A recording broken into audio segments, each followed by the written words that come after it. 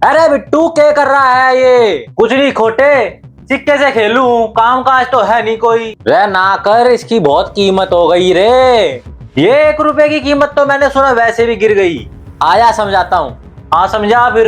Hello मित्रों, तो हुआ ही है, हमारी बिहार सरकार ने भागलपुर की 1000 एकड़ जमीन सिर्फ 1 रुपए के कीमत पे हमारे अडानी ग्रुप को दे दी गई है। अब आप पूछ रहे होगे कि अडानी ग्रुप है कौन, तो मैं बताता हूँ। अडानी ग्रुप रन करा जाता है बाय गौतम अडानी, जो कि इंडिया रिचेस्ट पर्सन है, और इनके बिजनेसेस वेरियस सेक्टर्स के अंदर इन्वॉल्व हैं इंडिया के अंदर। फॉर एग्जांपल ट्रांसपोर्टेशन में, एनर्जी जनरेशन में, इंफ्रास्ट्रक्चर में, फिलेंथ्रॉफी में। इस 1000 एकड़ की जमीन की कीमत मात्र 1 रुपए रखी गई है 1 साल की, और ये मात्र 1 साल के लिए नहीं, ये है 30 सालों के लिए। 30 सालों के लिए लीज दे दी गई है इस प्रॉपर्टी की और इस एकड़ जमीन की। 30 एकड़ जमीन अडानी पावर ग्रुप को 1 साल के लिए 1 रुपए की लीज पर दी। ऑब्वियसली ये एलिगेशन किसी और ने नहीं, कांग्रेस ने लगाया होगा। तो कांग्रेस कह रही है कि भाई अडानी को क्यों दे दी। अब बीजेपी कह रही है कि भाई हमने तो बिड करी थी और जिसने सबसे ज्यादा बोली लगाई उसे हमने दे दी गई। हालांकि ये कोई नई बात नहीं है कि टेंडर मैनिपुलेशन की गई हो, ये काफी टाइम से चलता आ रहा है। और एक्चुअली में अभी सोशल मीडिया बहुत फायर पे है इसी सेम टॉपिक को लेके, क्योंकि वो कह रहे हैं हमारे रोटी कपड़ा मकान लेने के लिए लाले पड़े हुए हैं, सारी महंगाई ऊपर हो गई है, सारे रुपए की वैल्यू गिर गई है, और यहाँ पर इतने बड़े बड़े पावर हाउसेस को इतनी कम कीमत पे इतनी बड़ी जमीन लीज पे दे दी गई है। देखो यार, मेरा ये मानना है कि प्रॉपर्टी लीज पे दे दी गई है और उसकी कीमत कम है, ये अभी मैटर नहीं करता। मैटर ये करता है कि उसके साथ साथ कई और फैक्टर्स हैं जो अफेक्ट कर रहे हैं। कॉर्पोरेट सेक्टर्स को ऐसी कई टाइम गवर्नमेंट इनिशिएटिव्स लेती है और उनको फ्री में जमीनें दे दी जाती हैं। ऑल्सो कई बार उनको टैक्स रिबेट्स दी जाती हैं, कई बार उनको लैंड लीजिंग दी जाती है, कई बार सस्ती प्रॉपर्टीज दे दी जाती है, और ये चीजें चलती रहती हैं और चलनी भी चाहिए। इसका रीजन मैं आपको आगे बताता हूँ। तो बेसिकली हम लोग इस वीडियो के अंदर कुल मिलाकर 5 चीजें कवर करेंगे। पहला कि यार खोटे कि इतनी सारी जमीन इतने से कम रुपए में कैसे दे दी गई। दूसरा कि बात जमीन की नहीं है, बात पैसे की नहीं है, बात है कई लाख कई करोड़ पेड़ों की जो कट जाएंगे और काटे जाएंगे एक पावर प्लांट लगाने के लिए।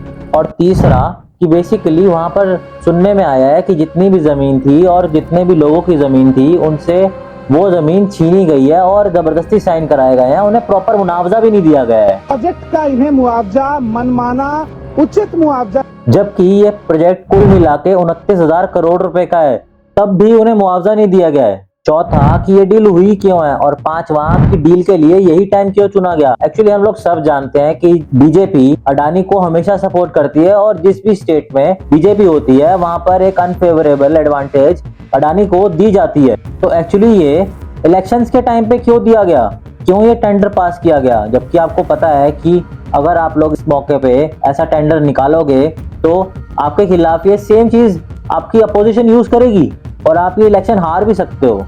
तो ये टेंडर पास करने का सबसे वर्स्ट टाइम था, और इन्हीं 5 चीजों के बारे में हम आगे डिटेल में बात करेंगे।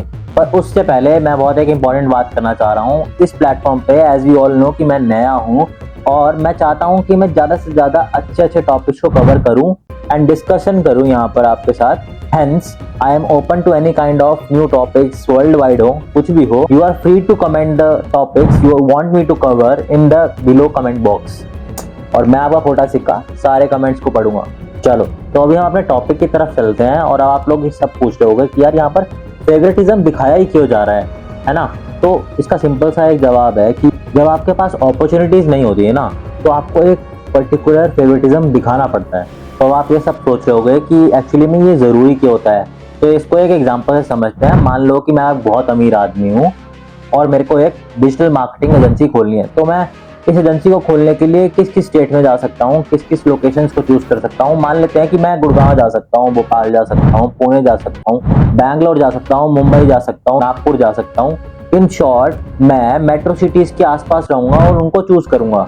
और जाहिर सी बात है कि अगर मैं एक ऑर्गेनाइजेशन को ओपन कर रहा हूँ तो मैं वहाँ पर हायरिंग भी करूंगा और मैं चाहूंगा कि वहाँ पर अच्छे से अच्छा टैलेंट को मैं एक्वायर करूँ। और हालांकि सब लोग ही सेम सोच के साथ चलते हैं कि हम लोग एक अच्छा टैलेंट एक्वायर करेंगे और उनकी स्किल्स को यूटिलाइज करेंगे। तो ये सोचो कि भाई बिहार जैसी स्टेट के अंदर जहाँ पर मैन पावर जो है स्किल्ड मिलनी ही नहीं है, तो वहाँ पर मैं अपनी कंपनी खोल के करूंगा ही क्या।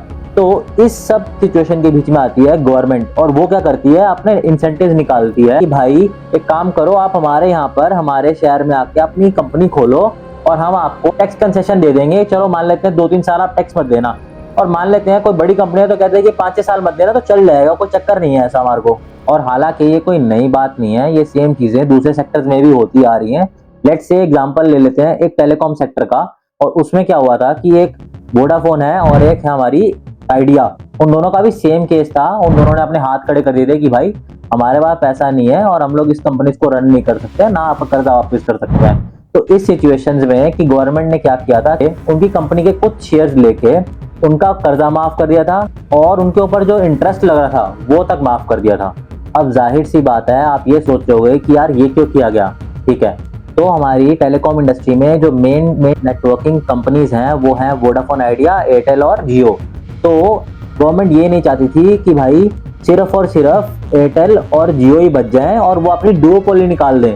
डुओपोली बनाने से वो मन मर्जी आपसे चार्जेस करती। इन सब केसेस में गवर्नमेंट ऐसे इंसेंटिव्स निकालती रहती है, हेंस आप लोग इसमें फेवरेटिज्म रख सकते हो, दैट्स द रूल। तो भैया अगर बीजेपी चाहे कि उन्हें फेवरेटिज्म किसी एक पर्टिकुलर ग्रुप को देना है तो हाँ बिल्कुल वो दे सकते हैं। Even in the case of Congress वो भी कर सकते हैं। अब देखो, इन्होंने इतनी बड़ी जमीन सिर्फ और सिर्फ 1 रुपए के अंदर अडानी ग्रुप को दे दिया है। सी, इसमें प्रॉब्लम नहीं है कुछ भी, इसको देनी चाहिए थी, अच्छी बात है, हम भी मानते हैं।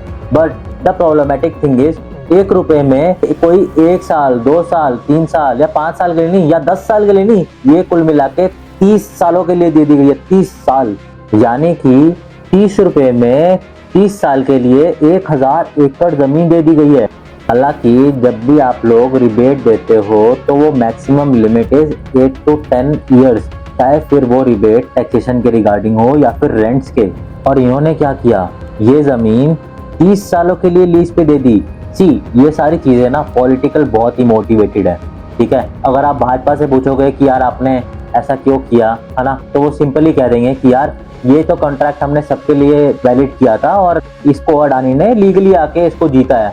वही बात है, अब बीजेपी कहेंगे कि यार हमें तो टेंडर निकाला था और सबसे पूछा था कि हमें सबसे सस्ती इलेक्ट्रिसिटी हमारे शहर में कौन बना के देगा, और अडानी के साथ साथ 4 और कंपनी थी जिन्होंने ये बिड करी और अडानी ये जीत गया। ये इस तरीके से एक पॉलिटिकली और लीगली सही तरीका था जिससे अडानी जीता। और अगर मैं तुम्हें एक सच्चाई की बात बताऊं तो ऐसे ही टेंडर्स को मैनिपुलेट किया जाता है। अब इस केस में किया गया या नहीं किया गया इस बारे में मेरा कोई कमेंट नहीं है, बट हाँ टेंडर्स को मैनिपुलेट किया जा सकता है अगर आपके अच्छे पॉलिटिकल कनेक्शंस हो। अब देखो यार, ये एक अलग बात रह जाती है कि अडानी को ये जमीन दे दी गई है और इतने सस्ते दामों पे दे दी गई है। द थिंग इज कि ये लोकेशन जो है that is very critical location जो दी गई है। एक्चुअली यहाँ पर 10 लाख से भी ज्यादा ग्रोन अप पेड़ हैं और अब इन सब पेड़ों को काटा जाएगा और यहाँ पर एनर्जी पावर प्लांट लगाया जाएगा। और ये सब पेड़ कोई आम पेड़ नहीं है, ये सब पेड़ हैं आम के और लीची के, और इससे हम लोग अंदाजा भी नहीं लगा सकते हैं कि कितना ज्यादा फूड वेस्टेज होने वाला है।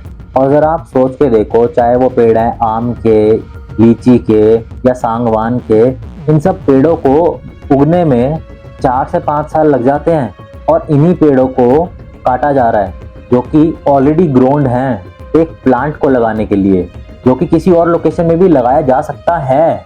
और मान लो कल को ये प्लांट्स दोबारा लगाने पड़ जाएं तो जो एफर्ट लगेगा वो कोई सोच भी नहीं सकता।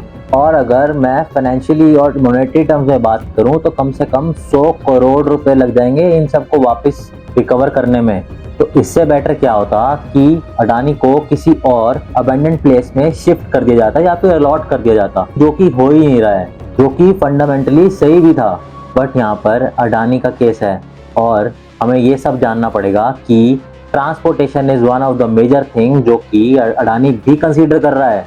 तो बेसिकली जो इलेक्ट्रिसिटी प्रोड्यूस करने के लिए ये जो प्लांट लगाया जा रहा है ये एक थर्मल प्लांट है, और ये थर्मल प्लांट क्या करते हैं, ये किसी ना किसी सोर्स को लेके उसको एनर्जी में कन्वर्ट करके इलेक्ट्रिसिटी प्रोड्यूस करते हैं। और एनर्जी का सोर्स क्या होता है, अभी के लिए कोल हो सकता है, पेट्रोल हो सकता है, डीजल हो सकता है, ईंधन हो सकता है।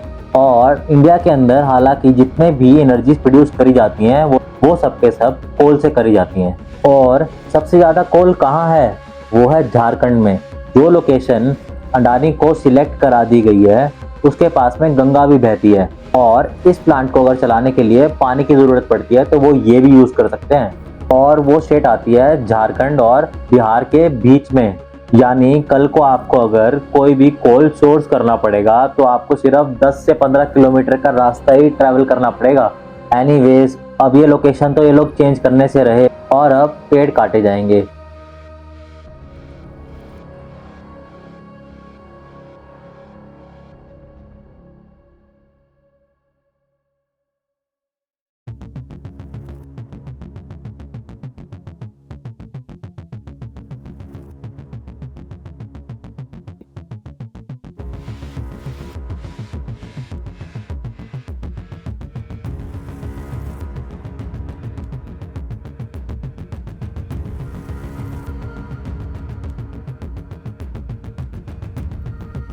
चलो, सुनने में अच्छा तो नहीं लग रहा है, बट अब देखो कि इसी को बीजेपी कैसे लेती है। वो कह रहे हैं कि यार इसी से एम्प्लॉयमेंट भी तो जनरेट कर रहे हैं, अगर अडानी आ भी रहा है तो उससे कई सारे घर भी तो चलेंगे, इलेक्ट्रिसिटी आएगी। But on the other hand आपका जो ओपोजिशन है वो आप पे सवाल खड़े कर रहा है।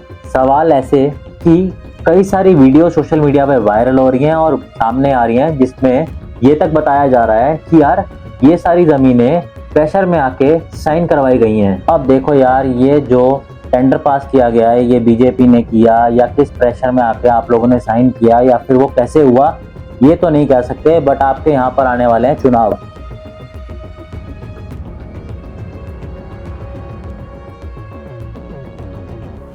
और इस चुनाव को ना तो आप दारू के नाम पे कीजिए,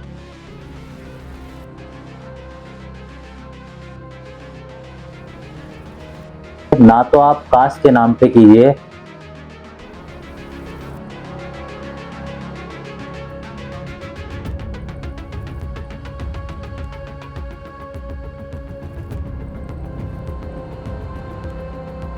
और धर्म के नाम पे तो बिल्कुल मत कीजिए। और अगर आपको वो कहते हैं कि हम आपको 2000-3000 रुपए देंगे एक वोट के लिए तो भी मत कीजिए। उनसे ये पूछिए कि हमारा आने वाला कल कैसा होगा। पर आप लोग ज्यादा पिछड़े नहीं हो तो आपके एक वोट से आपकी सरकार बदल सकती है।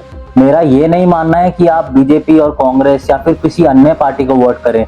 मेरा मानना यह है कि आपका वोट वैल्यू रखता है और आपका होना मैटर करता है और आपकी एक पूरे सिस्टम में वैल्यू है। धन्यवाद। और अगर आपको ये वीडियो अच्छी लगी हो तो इस पे लाइक मार देना। और बिहार वालों, जितने तुम ठोक के दारू पीते हो उतने ही लाइक मार दो। और अगर आपको मेरी वीडियो अच्छी लगी हो तो प्लीज सब्सक्राइब इट। मैं आपका खोटा सिक्का, फिर मिलते हैं एक नई वीडियो के साथ।